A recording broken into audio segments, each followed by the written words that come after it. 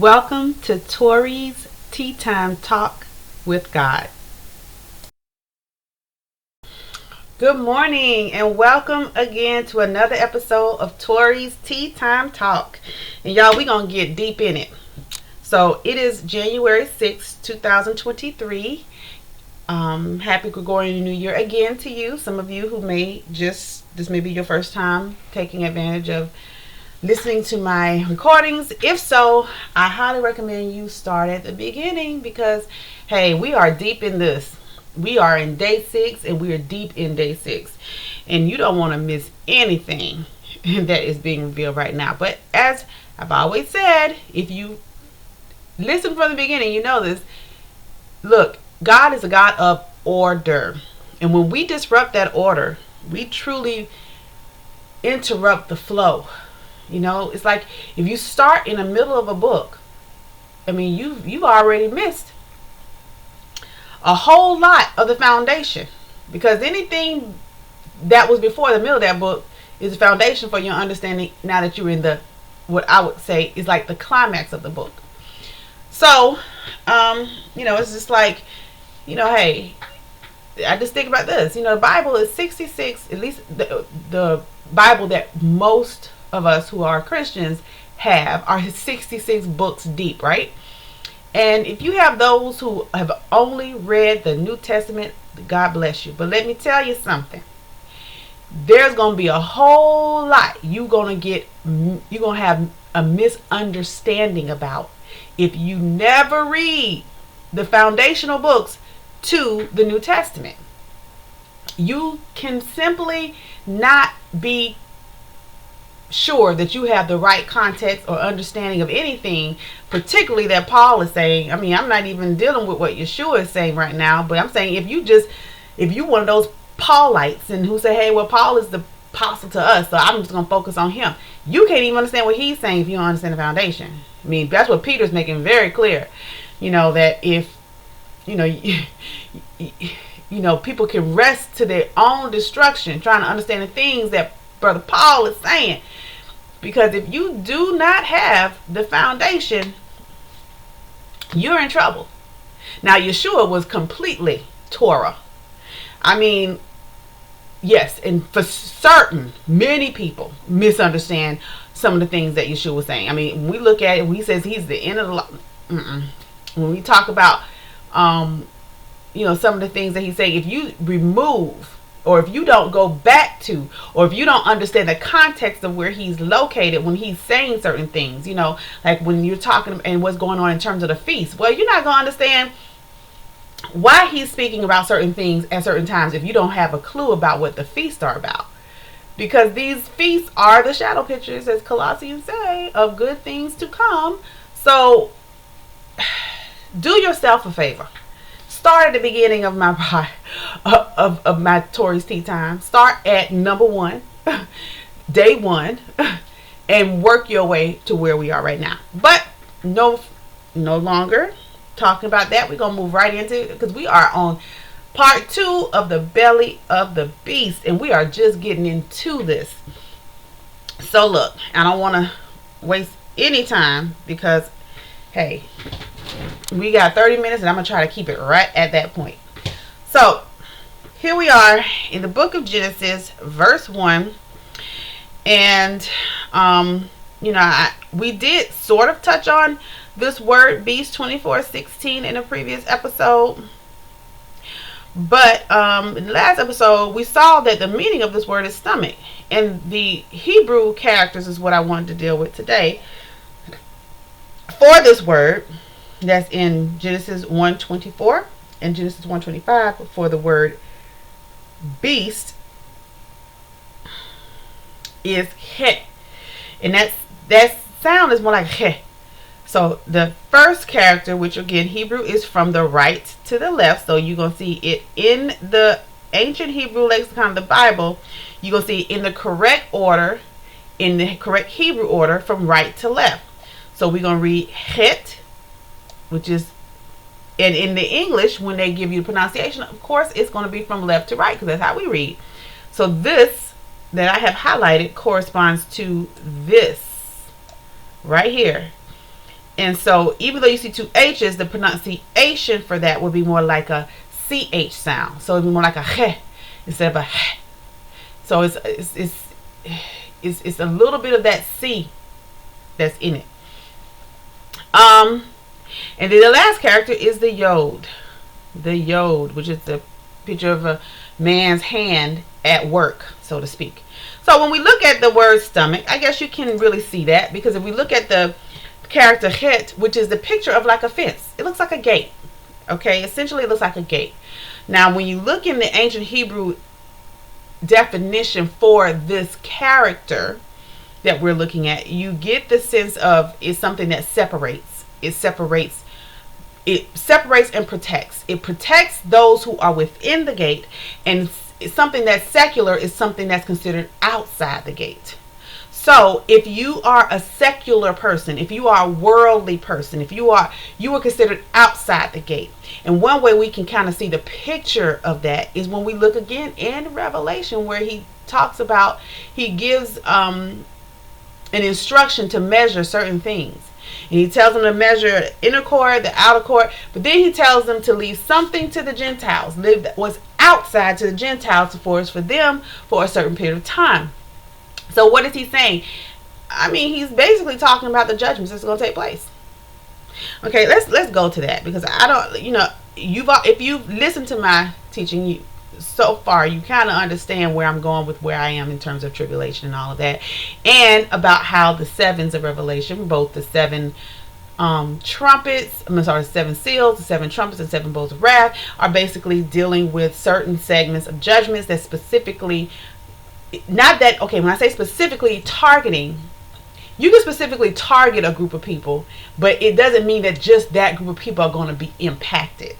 It's just like when they came out of Egypt, the focus of the coming out of Egypt are the children of Israel. But it's clear that they didn't come out by themselves. There was a mixed multitude that came out with them. So understanding that there's a focal point of who the judgments are focused on, but it doesn't mean that it's not going to impact anyone outside of that. It's just this is who these particular judgments are targeting. So with that being stated, you have where, again, just to reiterate, because you have not listened to any of my previous sessions, but that I go into how the seven seals have to do with the judgment upon the house of Israel. The seven trumpets have to do with the judgment upon the house of Judah. The background of that is that judgment must begin where? At the house of God.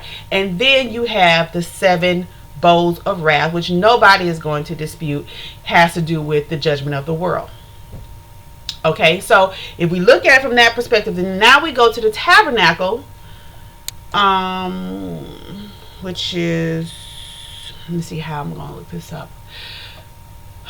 So the word, okay.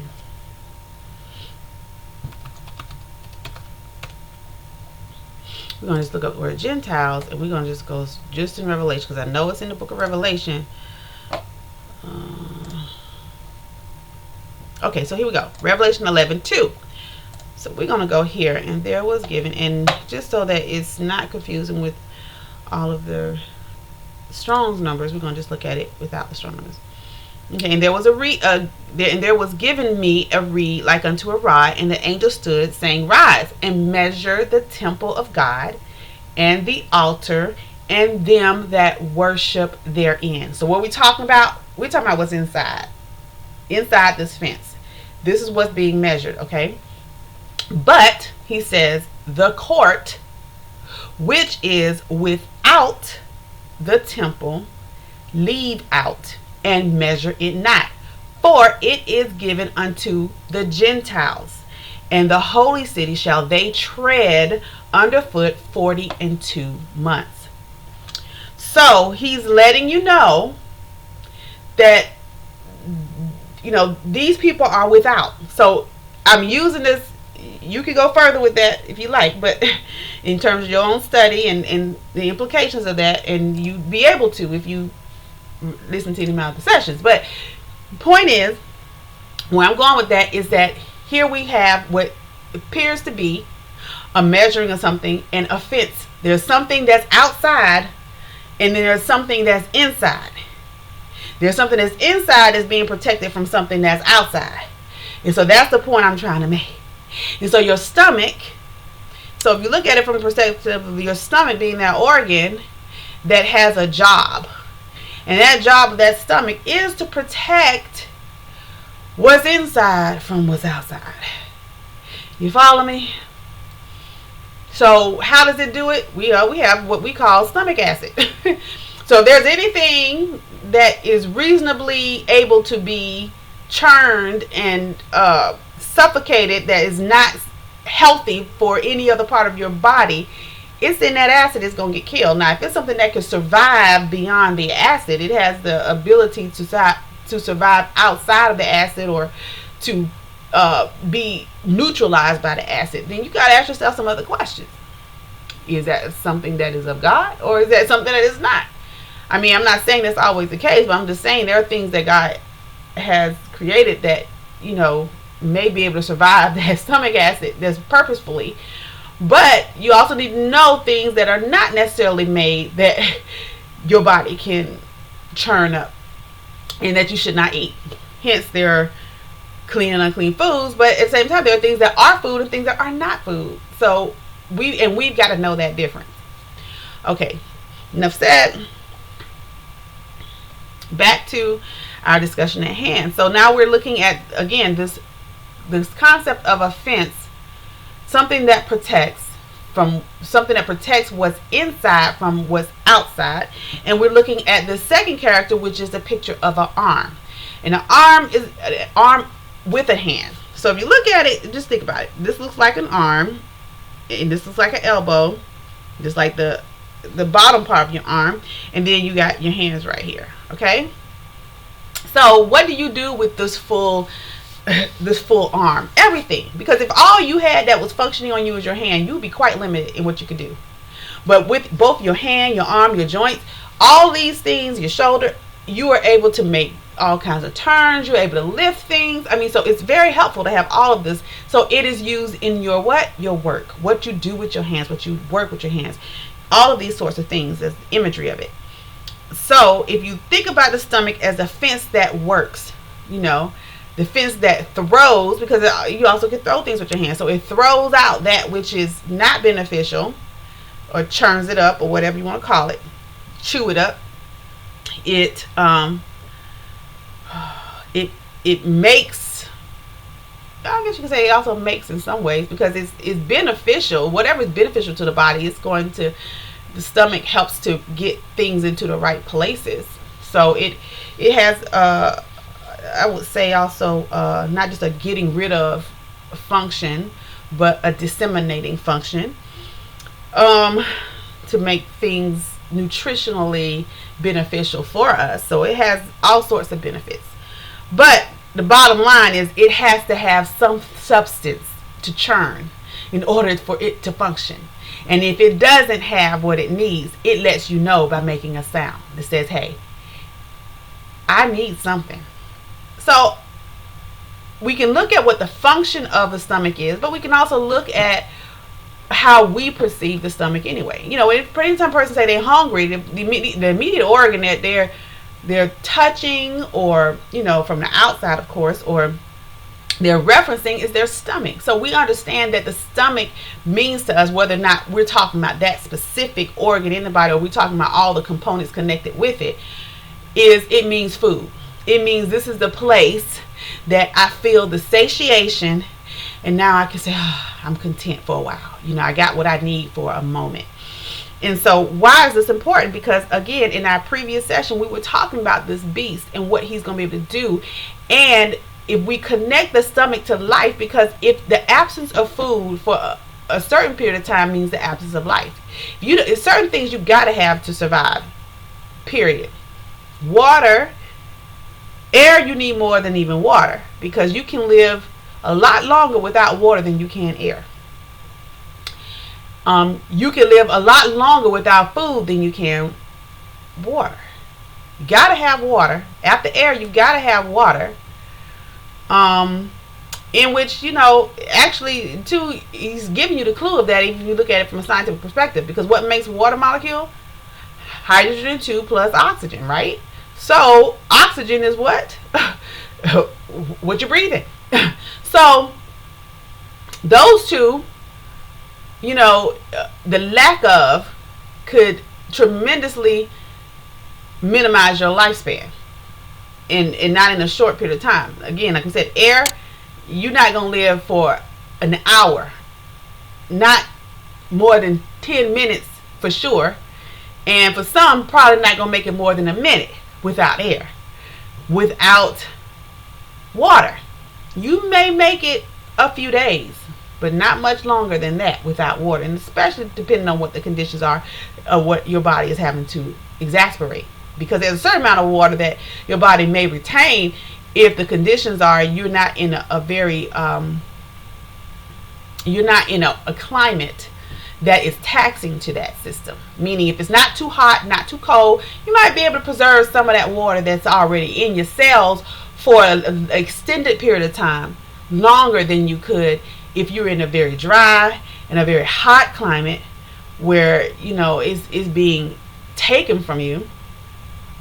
That water is you're being dehydrated of the water because of the exposure to heat, and if you're in a really cold environment, where you're drying out. So both of those things, those extremities can cause you to have a losing of life. But then food has the same thing. And here's the thing that makes the food component that they're focusing on in this particular, as far as the stomach, and why you can see where it connects to life, is because the thing about food, even if your body needs water and you haven't given it to it, you can use imitations to kind of push it. Because think about it. We drink coffee, we drink caffeinated beverages, and we know we're not drinking enough water. And though those caffeinated beverages have water in them in some manner, even if it's a soda, it's water that's been caffeinated or carbonated, but it still has some water in it. So you're kind of getting it, but then the water you're getting in it is actually kind of deceiving you, because the caffeine does the very opposite of what water does for your body. It actually dehydrates you. So it's actually taking, even though it's also at the same time giving, but it's giving it to you in a manipulated form. Follow where I'm going with this? So if we look at, again, back to where we were last session in Revelation 13, we look at this beast who is going to be able to deceive people with these signs and wonders, and they're going to do these miracles, so to speak. We begin to see that same kind of thing, the same concept of, it's like that caffeinated beverage. You thinking you're getting something beneficial for you, but are you really? Okay, so enough of that. Where I want to go with this, because this morning, as I was preparing for this, what came to mind about this beast is that God gave us a pattern of understanding this beast, and the pattern that he gave us, and understanding really how we as believers can be challenged with this beast if we're not prepared. Let me preface it with that, because the world, of course, is going to fall for it. I suspect that the mixed multitude that came out with them worshiping this golden calf was not a challenge for them at all. It should have been a challenge for those who knew that they came from the seed of Abraham and understood where he comes from, but it wasn't. So again, take that for what it's worth. So we're gonna go to, I thought it was in, we'll go to Torah. And maybe it's not.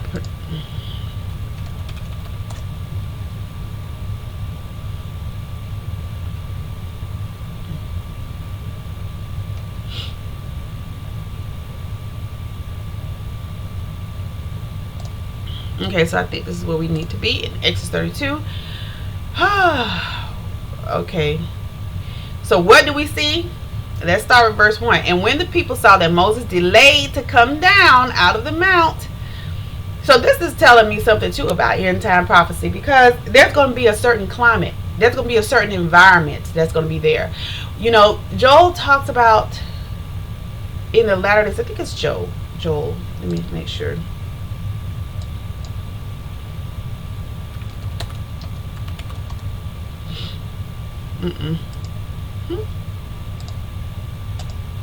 And we're not gonna go. We're gonna have to go through the whole thing, but we're not gonna go to it. Is what I'm trying to say.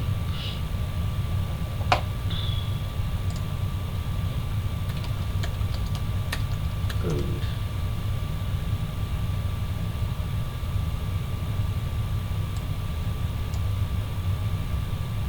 Okay, so maybe I do need to go.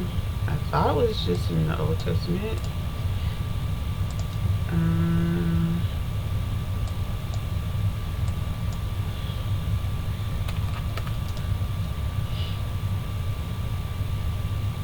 Okay, I know it's not there. And I don't think it's in the New. I really don't think it's in the New Testament. But let's see.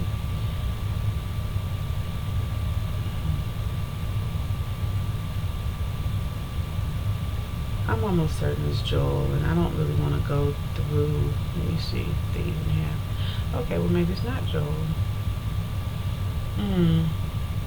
Here we go. Amos 8:11 says, "Behold, the days come, saith the Lord Jehovah, that I will send a famine in the land, not a famine of bread, nor a thirst for water, but of hearing the words of Jehovah." So what is so significant about this? There's going to be a situation where, if you think about it, where Moses is the one who's declaring the word of God. There's not just declaring it, but he is operating in it. Like he's saying water part, and it's parting. Not saying, but he's demonstrating the word of God in the sense that he's doing what God says. He's pulling out this rod and this water parts. All these different things that Moses is doing, and he's building up the book in terms of he's getting the instructions from the Most High Yah from the mountain, and he's bringing it down to the people. So if we look at it from that perspective and we say, okay, he is like a representation of the word for the people, the word that's being made flesh in front of the people, because they are beholding the miracles of God on their behalf through the work that Moses is doing on the earth. So again, because Moses is a type of the Messiah, of Yeshua, God wants us to make those connections. It's not that I'm just trying to say he is Yeshua. I'm saying he wants us to make the thematic connection of this anointed like figure that is present for them, that points them to what we know, that points us back to what Yeshua did. So now with that said, so we see he's up on the mount, he's high and lifted up before he's with the Father. So the character of the people is beginning to be revealed as he delays his coming. Hence the cup. I know we talked about it in the last session. The people gathered themselves together unto Aaron. So we see another gathering. Where do we see another gathering together of people that's not leading to nothing positive? We see that in Nimrod. We see that in the Tower of Babel. They're gathering together, but not for something good, not according to the will of God. And said unto him, Up, make us gods, which shall go before us. So here are the conditions. So imagine when we're looking at Revelation 13 like we did, and we're seeing the conditions under which things are taking place, and we can see that there are certain things, and let's go back, because I don't want to just be talking about it, we need to be looking at it. So let's go back again. We're going to come back to Exodus 32. Don't let us, Lord remind me. So Revelation 13, Exodus 32, back to. Okay, so Revelation 13, we're going to see this beast. Okay. And I stood upon the sand of the sea and saw a beast rise up out of the sea, having 7 heads and 10 horns, and upon his horns 10 crowns, and upon his heads the name of blasphemy. And the beast which I saw was like unto a leopard, and his feet were as the feet of a bear, and his mouth as the mouth of a lion. And the dragon gave him his power and his seat and great authority. And I saw one of his heads as it were wounded to death, and his deadly wound was healed. And all the world wondered after the beast. So there's going to be some kind of miraculous thing that's going to take place, right? That is going to set the stage for this.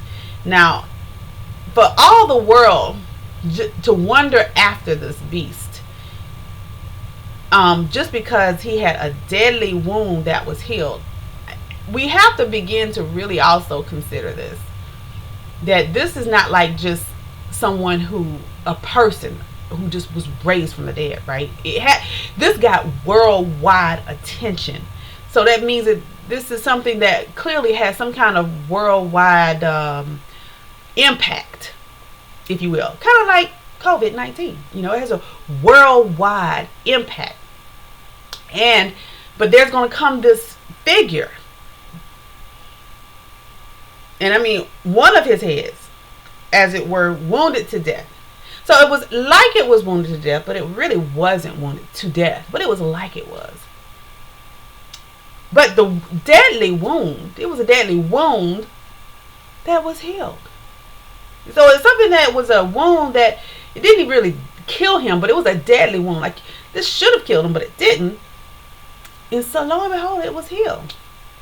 So, we don't know for sure what this is, but we can kind of infer from the information being provided. This is not like a individual, a Lazarus experience per se. Like, it wasn't like something that impacted just the city. This is something that, the world is wondering after this. So this is impacting everybody. So it's not something that happened in the bushel. It's not something that was, an event that just happened here that had no impact nowhere else. So that means it's got to be monumental.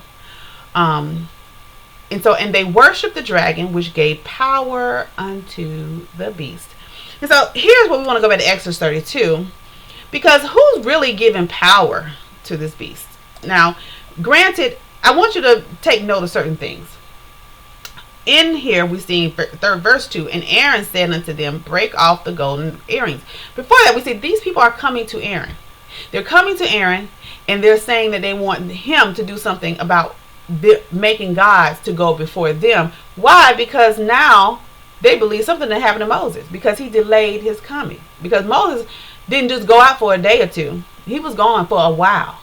It only took 40 days for them to get to the place that they have already begun to want to make up their own religion, if you will. Do their own thing. They decided that, hey, we've got to now take matters into our own hands. And so we're going to create our own miracle maker, our own miracle worker. Because as for this Moses, we don't know what has happened to him. So, and Aaron said unto them, break off the golden earrings, which are in the ears of your wives, of your sons, and of your daughters, and bring them unto me. So, they're bringing their substance, their sustenance, to who? To Aaron. They're sacrificing their wealth to Aaron. They're giving of it for the purpose of creating a god that can go before them. And all the people break off the golden earrings which were in their ears, and brought them unto Aaron, and he received them at their hand, and fashioned it with a graving tool, which if you keep reading Exodus, it tells you about those tools, after he had made it a molten calf. And this is where I want us to look at this word calf. I'm just curious. I mean, I haven't previously looked at it because I didn't know we were really going here, but I kind of knew, but I think we're going this deep. Okay, so a gal. Okay, so this is a male calf, a bull. And they said, these be thy gods, O Israel. So if we're talking about, that's something to take note of. This is a plural. Elohim. These be our Elohim. So it's plural. These be our Elohim. So yes, this is not one cow. Okay. They done made cows. O Israel, which brought thee up out of the land of Egypt. Okay, so let me try to sum this up because we're past our time. Whew. What I'm saying here is we go through Exodus 32, we're looking at the fact that in all three, it may not be the same beast in Revelation, because clearly what's being described in the making of this beast are animals that are not a cow or even in the family of cows. But it is a beast. We are seeing in all three that what is in common is that there's some sort of beast that is into play. And out of two of the three, we're seeing that this beast is being used as some form of worship. The only way we're tying this into Genesis 1:24, for those who have not looked at it before, is because we're making the connection between Genesis 1:24 and Genesis 1:25, the fact that the category is reversed. The fact that we have cattle, then creeping things, then beast in verse 24, and then we go to verse 25 and we have now beast, then creeping things, then cattle being described. So there's a reversal of that order for a reason. And so what we are looking at in understanding the belly of the beast is God is showing us something. There's a reason why those words are reversed, and he's wanting us to see something. There's a progression of something, and there's a prophetic significance to why something is being moved out of its original place. And we need to know, we need to search the scriptures to see if there's any parallels, if there's patterns, if there's anything that we can see in this that connects us to understanding what he shows from the beginning. Because Isaiah 46:9-10 says he declared the end from the beginning. So how does this beast in Genesis 1:24 and 25 connects to this beast who has a wound that's going to be healed in Revelation 13? So this is how we're putting things together. Man, it's just exciting. So of course we didn't get through with it. But what I will say is I hope you have a wonderful, wonderful Shabbat. That you spend time continuing to dig into this word. And that you will get some nuggets from the Most High concerning how this beast and what the significance of this beast, this 24th beast being third in conversation and being first in conversation in Genesis 1:25, what it means. What could it possibly be revealing to us? And, just do some more exploration. That's what it's all about. Like I said, I'm not trying to be I'm not trying to be the come-to person. It's not so much about that. I'm grateful for whoever God gives me to hear what I have to share and what he reveals to me. But way more important to me than, being the one I don't want to be the one who's in between. I'm not trying to be the cow that Aaron built for the people. Really, if anything, my goal and my heart in this is to unlock inspiration in others, to have them to dig too. Because there are things that others are going to have that I'm not going to have. It's going to bring greater revelation to me. I mean, even if I don't see it quite that way, even if I don't agree necessarily at first, doesn't mean that I'm not going to churn on what you're saying. I'm not going to go back and say, there might be something to that. Now, it got to be something I can understand and I can relate to. And so it's, it may be at some point necessary to have a live discussion where we can dialogue. But yeah, I'm all for let's explore the Word of God and see what he has to share. Because it's not just for me. It's not just from me. It's all him. But he was reaching to us, and man, we need to be grasping for him. So I pray that you will have a beautiful Shabbat. I pray may Yehovah bless you and keep you. May he make his face to shine upon you and grant you shalom. Until we meet again. Thank you for listening to Tori's Tea Time Talk with God. Shalom.